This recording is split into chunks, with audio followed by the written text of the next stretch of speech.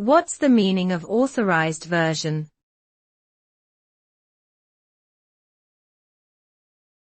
Authorized version.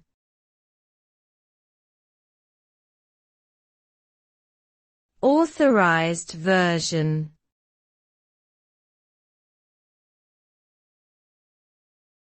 Authorized version.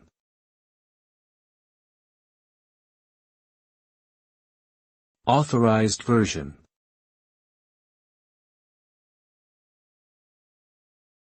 The Authorized version, also known as the King James Version, is an English translation of the Bible.